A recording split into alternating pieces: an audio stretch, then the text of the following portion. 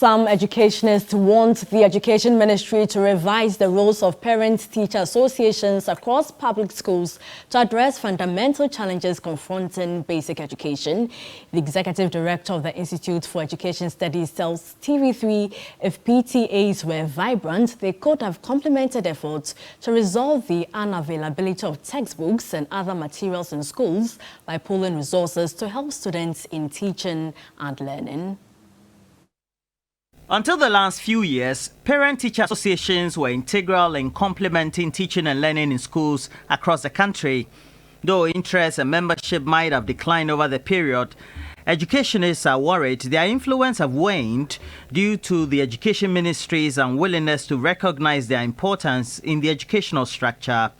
The Institute for Education Studies insists the Education Ministry has to reposition PTAs to assist in addressing fundamental challenges confronting basic education. If the PTA was running as it used to be, there would have been a series of meetings at the various schools, and other measures would have been taking place, would have been applied to ensure that these issue with textbooks have been dealt with. But of course, government has a different position about that, and they have not still made a clear directive on what role PTAs are supposed to play. So in terms of children's personal or private study, the lack of textbooks is also having a very serious effect on it.